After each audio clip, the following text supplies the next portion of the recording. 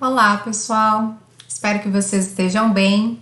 Dando continuidade, então, às nossas videoaulas, hoje nós vamos continuar falando sobre o PGR, porém nós vamos falar agora sobre o PGR na construção civil, né? Então, quais são as peculiaridades que nós temos dentro desse programa, que vai seguir as mesmas diretrizes da NR1, porém ele tem alguns itens a mais que devem ser contemplados. E é sobre isso que nós vamos falar a partir de agora, ok?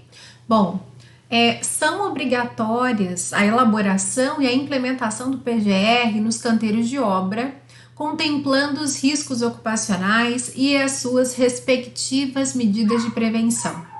Agora, nós estamos falando então da norma regulamentadora 18, que traz essa diretriz sobre a aplicação do programa de gerenciamento de risco dentro dos canteiros de obra. Quando nós falamos sobre isso, quem elabora, então, o PGR voltado para a construção civil? Nós já havíamos falado anteriormente que o programa de gerenciamento de riscos, que prevê a NR1, é um programa que deve ser elaborado a muitas mãos, no sentido de ter vários profissionais envolvidos, como engenheiros, técnicos de segurança do trabalho, ergonomista, né? Então, quem elabora o PGR? A responsabilidade sobre o PGR, ela é do empregador, né? Então, os documentos integrantes do PGR devem ser elaborados sob responsabilidade da organização, ou seja, da empresa, né? Respeitando o disposto nas demais normas regulamentadoras. Mas a gente vai verificar que quando eu falo na NR18, a gente tem ainda uma gama maior de documentos que são solicitados dentro do programa de gerenciamento de risco, que só reforçam esse contexto de ser um programa multidisciplinar. Então, quem elabora, né? É importante que realmente seja uma equipe multidisciplinar. Uma vez que agora, né, na 18, nós não vamos falar mais em PCMAT, mas vamos falar agora, então, em PGR, é uma questão que nós devemos observar. Já seguindo, então, as diretrizes vistas anteriormente nas aulas em que nós falamos sobre qual que é o contexto que a NR1 traz sobre o PGR. E a NR1, ela traz para a gente que o PGR ele é composto por dois documentos, o inventário de riscos e o plano de ação. E nós já vimos que quando a gente fala no inventário, nesse plano de ação, nós vamos ter então que contar com a colaboração de outros profissionais que não apenas o técnico em segurança do trabalho. Por isso, então, falamos dessa questão da equipe multidisciplinar. Então, um documento feito a muitas mãos, com vários olhares, para cada especificação, especificidade que nós temos aí, que é solicitada dentro do próprio documento. E, principalmente, de acordo com os riscos que vão ser levantados dentro de cada empresa, uma vez que cada empresa é única, né? Cada empresa tem as suas peculiaridades.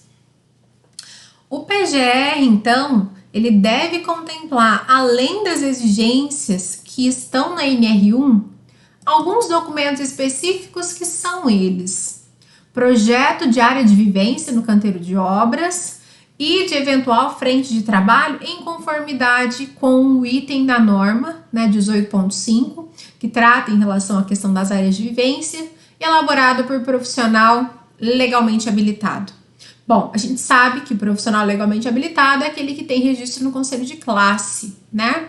Aqui tem um exemplo de um projeto de área de vivência, onde a gente vai contemplar onde é que vai ser a área de construção, onde é que serão os banheiros, né, os sanitários, aonde será o local para refeição desses trabalhadores, eles ficarão alojados, vai contemplar ou não alojamento, né, dentro desse canteiro de obra, se eles forem ficar alojados, né, onde é o local para preparo de refeição, aonde é o local de área de lazer para esses trabalhadores que vão ficar alojados. Então, quando a norma fala em relação a essa questão do projeto da área de vivência, Ela está falando daquela visão geral do canteiro de obra, onde vão ficar dispostas as instalações necessárias para o bom andamento, então, né, dessa obra que vai se iniciar. Então, além das diretrizes da NR1, além do inventário, além do plano de ação, o PGR da construção civil, que consta na NR18, tem que contemplar, então, o projeto de área de vivência.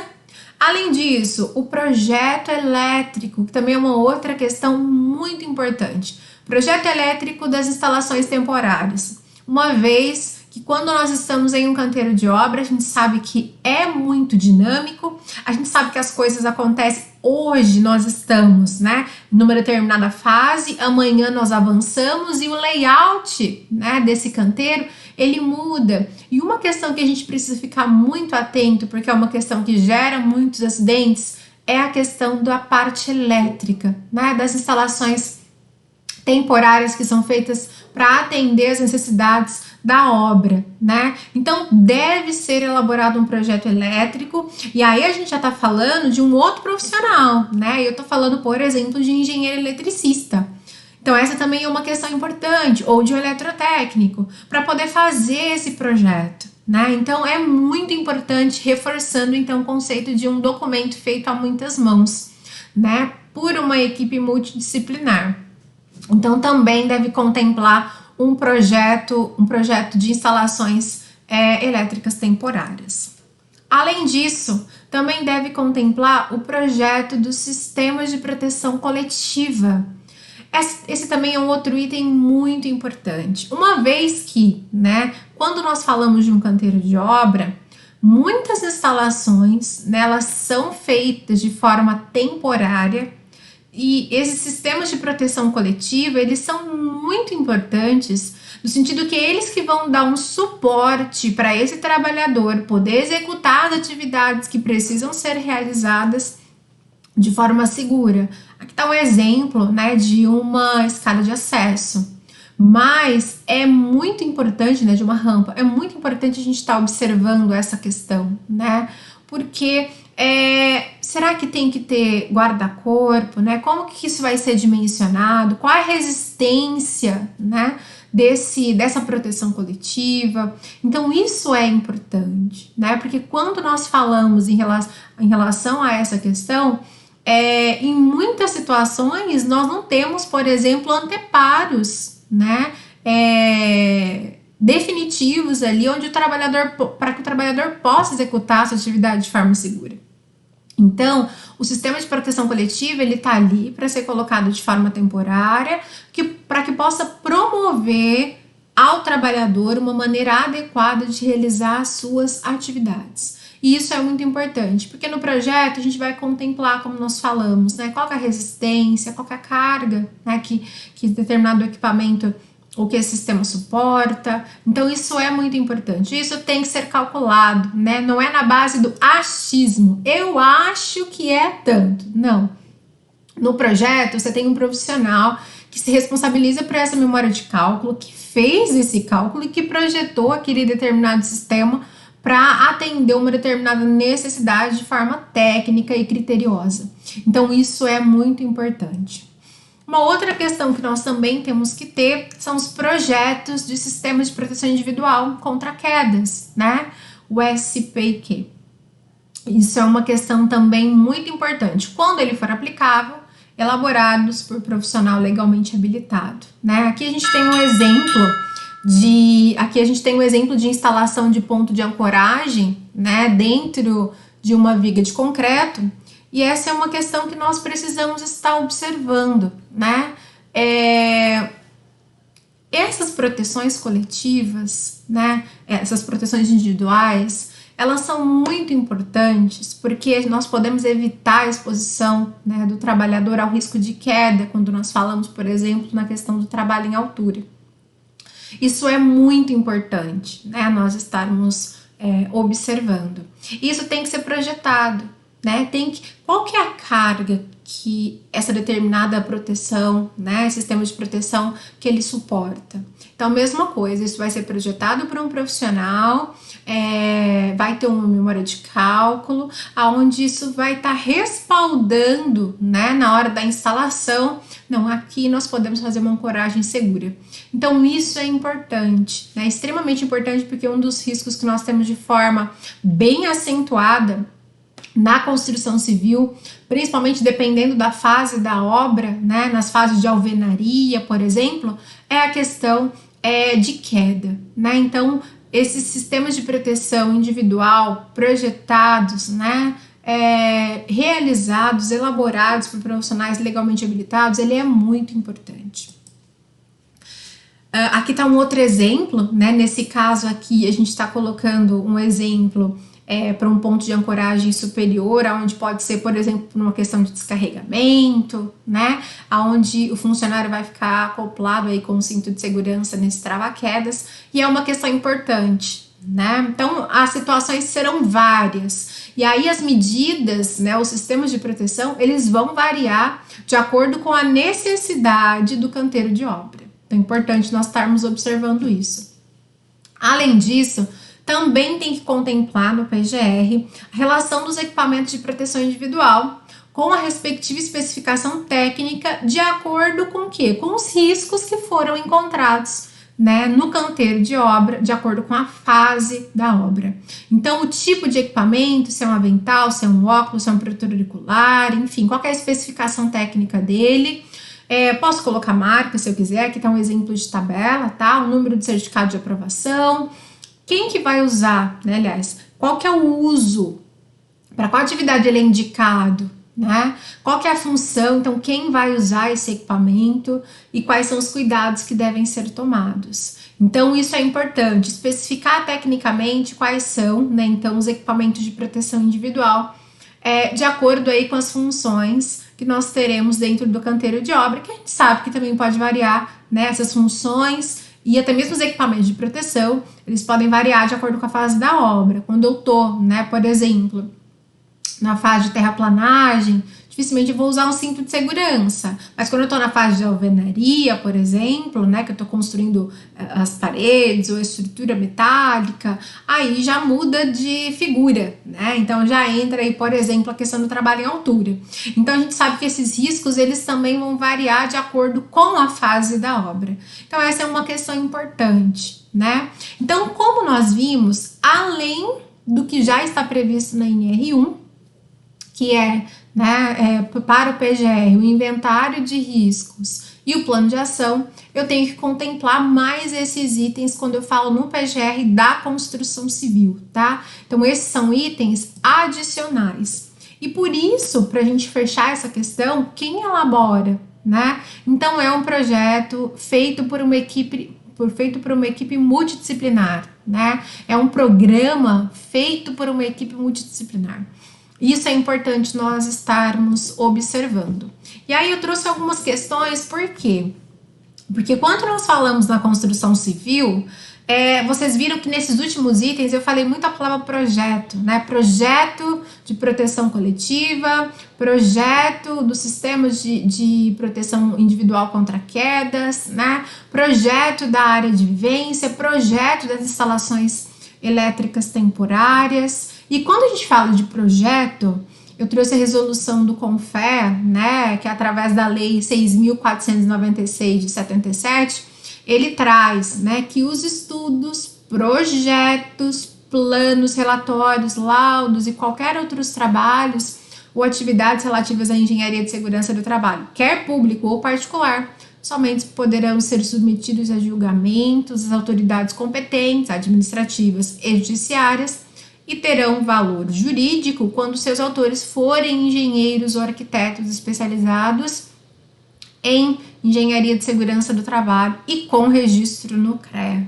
né? Então, quando a gente fala de projeto, não é uma atribuição do técnico em segurança do trabalho. A atribuição de projetos, ela é do engenheiro, né? Nesse caso, o engenheiro de segurança do trabalho. Então, essa questão, né, esses itens a mais em R18, eles devem então ser tratados, trabalhados, elaborados por um engenheiro, né, que vai aí ter uma responsabilidade técnica em relação a esses documentos que vão ser agregados aí ao inventário de riscos e também ao plano de ação já elaborado anteriormente de acordo com as diretrizes da NR1, tá? Então isso é importante nós estarmos observando. Então o projeto é atribuição da engenharia. Então é importante que isso fique claro. E aí, a NR18 também traz que o PGR ele deve estar atualizado de acordo com a etapa que se encontra o canteiro de obras, né? Então, obviamente que a gente, como nós já falamos, uma obra é dinâmica, né? Ela vai mudando de fase, então desde a fundação, estrutura, esquadria, alvenaria, impermeabilização, cobertura, enfim, nós temos várias fases dentro de uma obra. E nós sabemos que em cada fase dessa, os riscos eles podem ser diferentes, assim como também as medidas de controle que serão adotadas também poderão ser diferentes. Então é importante que isso fique claro. O PCMAT já trazia isso, né? Ele tinha que ser elaborado de acordo com as fases da obra, e a NR18 nessa atualização com o PGR, ela veio com essa mesma diretriz, né? Visto que obra é uma questão dinâmica, então o PGR deve também estar em consonância aí com as fases da obra, de acordo com a fase da obra. E as empresas contratadas, né, que também é uma questão que a gente precisa ficar muito, mas muito atentas, né, muito atento em relação a essa questão. As contratadas, elas devem fornecer à contratante o inventário de riscos ocupacionais, que deve ser contemplado no canteiro de obra, né, deve ser contemplado no PGR do canteiro de obra. Então isso é importante. Aquela empresa que você contratou, sei lá, para fazer o serviço de pintura, por exemplo, né? Ela precisa fornecer o inventário de riscos ocupacionais específico das atividades de pintura, por exemplo, para a sua empresa que está contratando, né? Essa terceirizada, vamos dizer assim, né? Por quê? Porque é preciso que esses riscos sejam contemplados no PGR do canteiro de obras. O objetivo é que se mantenha uma maior interação, né, em relação a essa questão, e não afasta, né, a questão da responsabilidade subsidiária que a contratante tem. Então isso é muito importante, né, e é uma responsabilidade muito grande. Então fica aí, né, a diretriz onde as contratadas devem então fornecer a contratante, portanto a contratante deve solicitar o inventário de riscos ocupacionais, para que ele seja contemplado no PGR da obra. E aí, quando a gente fala em relação a essa questão, podem ocorrer pelo menos duas situações diversas aí durante a realização de um PGR, né? Há empresas que elaboram o PGR pela primeira vez, porque o PGR não é uma novidade quando a gente fala da construção civil, né, no sentido de gestão, porque já existia anteriormente o PCMAT, então não é uma novidade, mas pode ser que, de repente, essa empresa não cumprir essa diretriz, então ela vai elaborar aí, né, o PGR pela primeira vez. Ou empresas que já possuem, né, um PPRA, um PCMAT também, né, que são diretrizes que vinham de situações anteriores.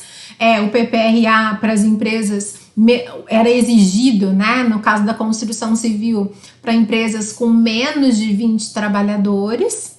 E aí pode ser que a empresa já tenha um PPRA porque tinha essa condição e agora vai ter que elaborar o PGR, ou também o PCMAT, aonde, né, as empresas que tinham mais de 20 funcionários eram obrigadas, né, falando do ramo da construção civil, eram obrigadas a elaborar o PCMAT e vão elaborar o PGR pela primeira vez. Então a gente pode ter essas situações, né? E é muito importante nós estarmos observando isso, né? A NR18, ela mudou, né? Teve algumas mudanças significativas, mas se a gente for observar, algumas dessas diretrizes foram simplificadas, né? Então, eu não tenho mais documentos diferentes, eu tenho um documento que vai se adaptar de acordo com a realidade específica, né, daquele segmento que está sendo trabalhado, mas não tenho mais, digamos assim, aquela diversidade de documentos, né, PGR, não é PCMAT, não é PPRA, né? Então, agora é o PGR que está sendo exigido tanto para a construção civil quanto para os outros diversos ramos de atividade, conforme as atualizações aí das normas regulamentadoras. E qual que é a ligação, né, do PGR com a NR9? Né? Traz a questão da avaliação e controle das exposições a agentes físicos, químicos e biológicos.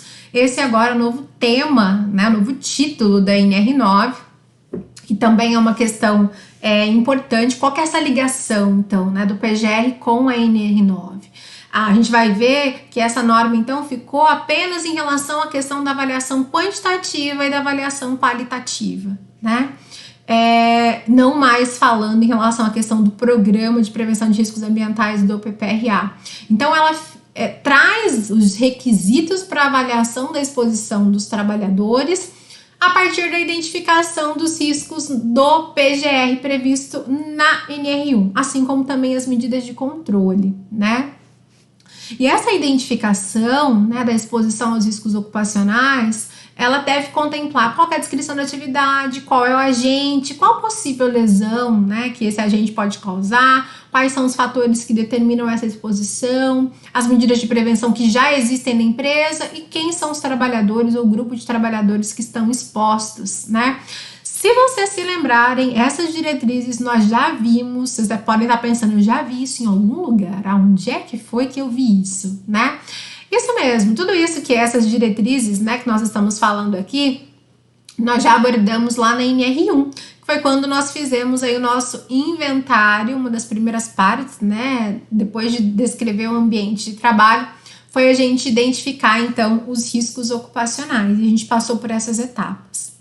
Essa ligação da NR9, né, com o PGR, ela tá importante a gente falar sobre os dados que as empresas já podem ter, né, em relação aos agentes físicos, químicos e biológicos. Então, muitas empresas já têm no PPRA, por exemplo, anterior, as avaliações que foram realizadas para os agentes físicos, químicos e biológicos. Eu vou desprezar isso? Claro que não, né? Eu posso utilizar essa avaliação quantitativa, migrar isso, né, do PPRA para o PGR? Posso, né? Ou do PCMAT, falando da construção civil, para o PGR? Sim, né? É importante a gente considerar aquilo que eu já tenho, que a empresa já tem em relação à avaliação quantitativa.